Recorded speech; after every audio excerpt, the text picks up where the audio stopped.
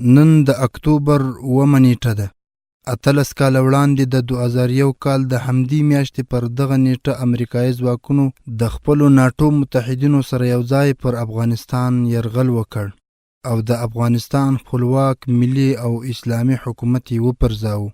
تر امریکایي یرغل میاشت وروسته د جرمني په بن ښار کې یوه غونډه دایره او د حامد کرزي په مشرۍ د افغانستان د اوسنۍ ادارې بنسټ کېښودل شو.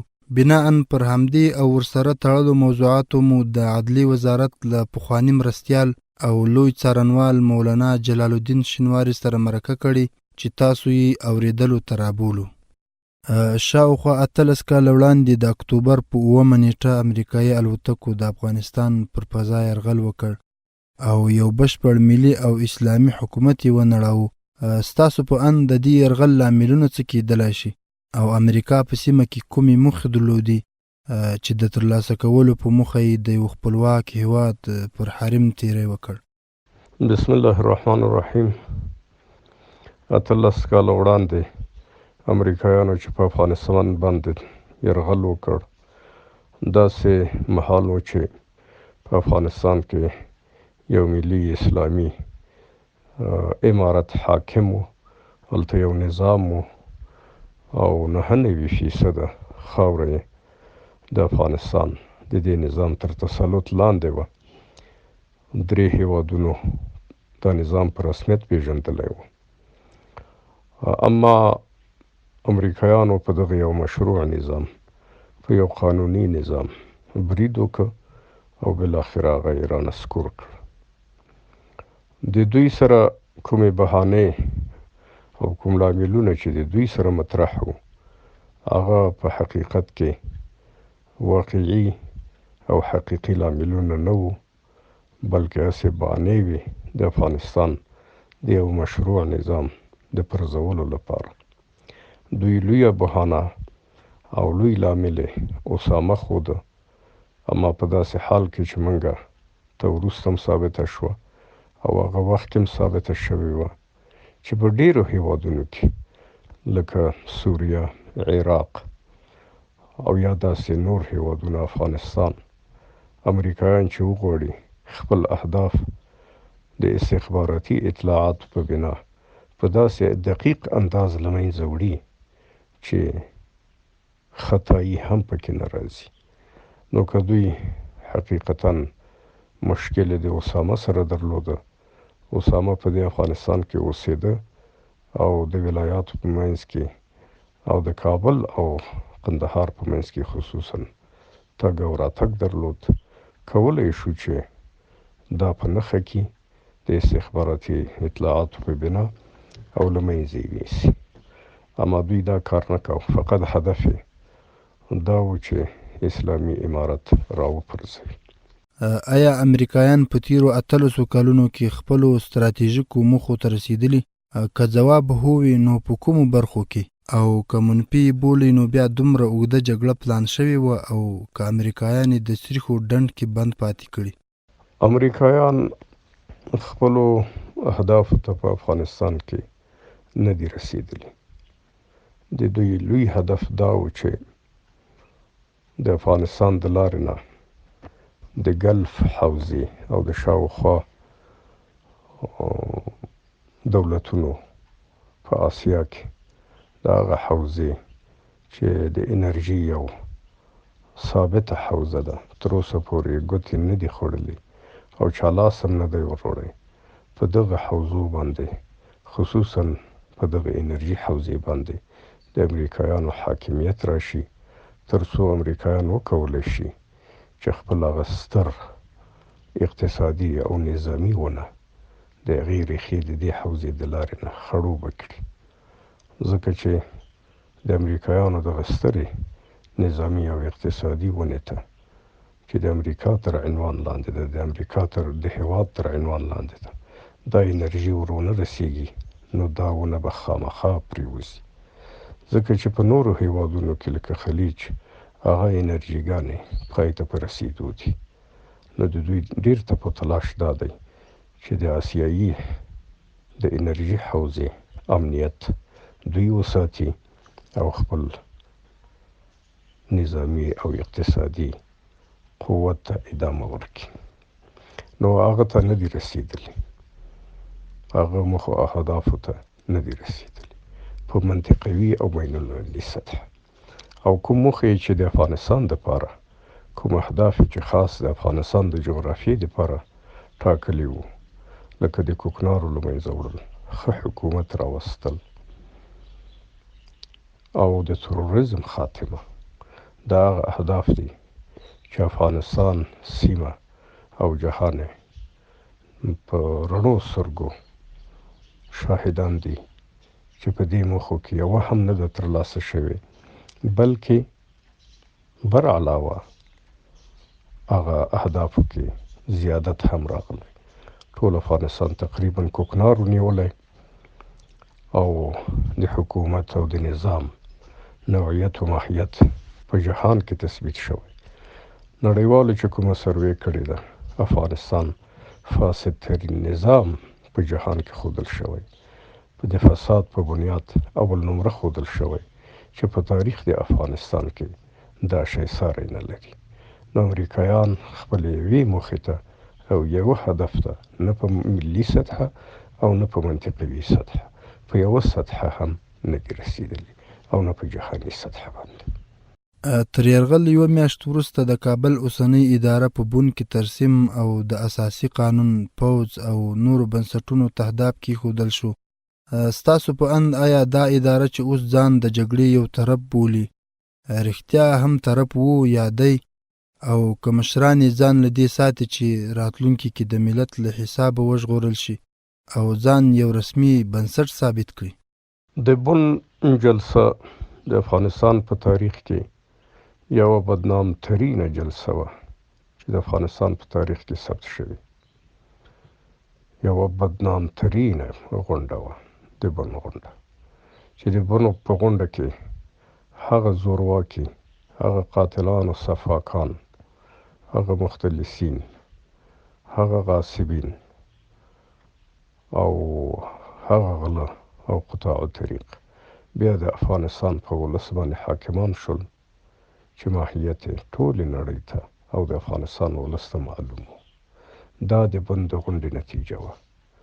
په ابتدا شروع کې د امریکایانو هغه لاسته راوړنه او ولس ته یې لاسته راوړنه دا وه چې غله یې، قاتلان یې او قطاع الطریق یو ځلې بیا د افغانستان په سرنوشت حاکمان کړل. نو د نتایجو په بنا ویلی شو چې د بون غونډه بدنام ترین غونډه وه په تاریخ د افغانستان کې. او دا چې د هغه وخت یا کوم حکومت چې رامنځته شو ځان بې طرفه بولي، قطعا نه. یو لاسپوڅی نظام، یو مزدور او غلام نظام رامنځته شو. د هغوی غلامي، د هغوی مزدوري، هغه د افغانستان په تاریخ کې ثبت شوی. هیڅوک هغه ته تغییر نشي ورکولی، نه هغه خلک خپل ماهیت ته تغییر ورکولی شي. نو په دې حساب موږ او تاسو دا خبره کولی شو چې د بون د غونډې نه راوتلی یو نظام نه د افغانستان د ولس نمایندګي کولی شي او نه کوله، او نه تاریخ دا خبره ورسره تسلیموي. امریکایانو موږ ته څه راوړي او که ولاړل څه به ورسره ولاړ شي؟ د امریکایانو د راتلو افغانستان ته نتایج دا شیان ځان سره راوړل: فاسد رجال او شخصیتونه، قاتل رجال او شخصیتونه، مختلسین، مفسدین، قطاع الطریق، دا خلک په افغانستان حاکمان کړل. لاسته راوړنې د افغانستان ولس ته فقط فساد چې د اداراتو کې فساد په داسې شکل حاکم شو ګوندې چې یو مشروع نظام ته ولس تسلیم وي. په دغسې یو حیثیت فساد حاکم شو. ټول مفسدین په افغانستان حاکم شول. کوکنار افغانستان ورباندې ډک شو. او د دې قبیل نه نور مسائل چې د دوی ارمغانو او د دوی لاسته راوړنې وي افغانستان ته هیڅ هم نه دي راوړي، او چې لاړ شي امیدوار یو انشاءالله چې هم به فساد ورسره لاړ شي، هم به دا قطاع و طریق ورسره ختم شي، هم به غلو و مختلسین ورسره ختم شي، او هم به قاتلان و صفاکان د محاکمې لاندې راشي. انشاءالله امیدوار یو.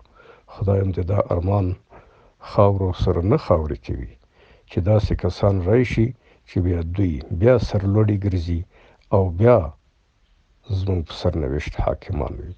الله دې داسې نظام راولي چې دوی د محاکمې لاندې راشي او هر یو محاکمې ته کش شي او د خپلو نجسو، پلیتو، غیر قانوني او غیر شرعي اعمالو حساب ورکړي.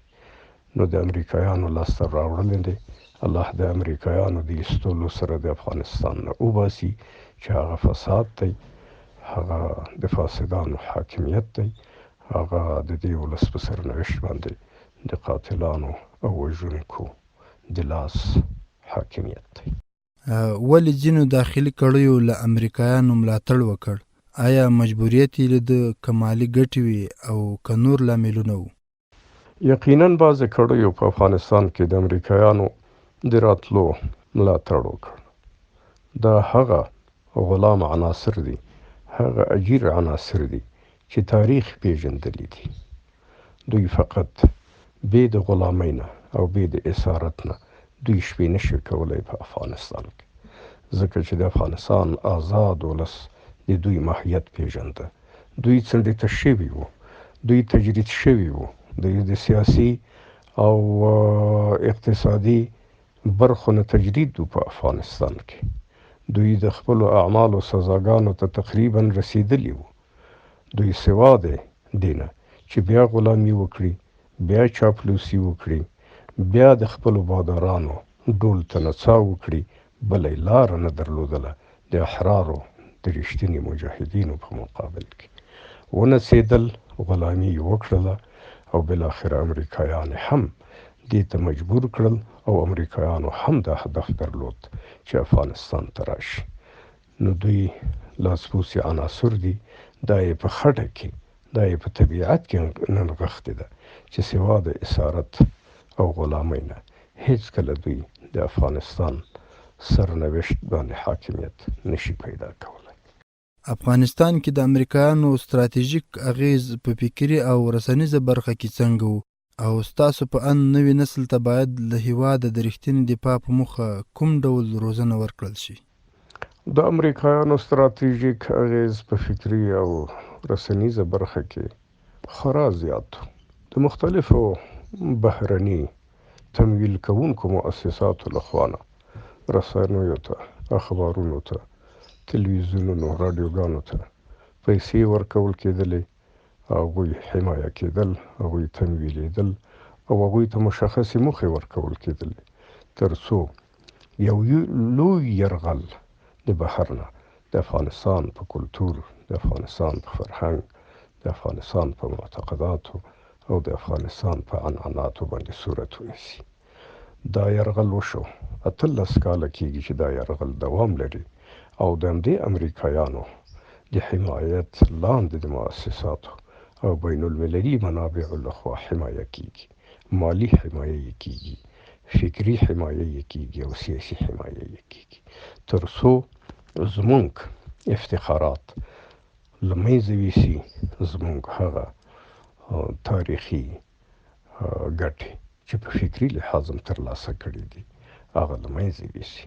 د افغانستان لوی افتخار د دوی دا افتخار دی چې یو یرغلګر هم د افغانستان په ولس نه دی توانېدلی چې د دوی مقاومت د معتقداتو په اړوند او د دوی د عنعناتو، کلتور او فرهنګ په اړوند له منځه یوسي، بلکې ولس همیشه د خپلو معتقداتو نه دفاع کړې ده او د اعتقاداتو، عنعناتو نه دفاع دا ستر افتخار دی د افغانستان د ولس. نو امریکایانو غوښتل چې دا افتخارات د افغانستان د هر وګړي نه واخلي او بالاخره د افغانستان د ولس سره داسې افتخار پاتې نشي چې د هغه افتخار دپاره بیا جګړه وکړي او خپلې جګړې ته دوام ورکړي او په جګړه ستړي هم نشي او په قربانیو هم ستړي نشي او د شهیدانو په ورکولو هم ستړي نشي.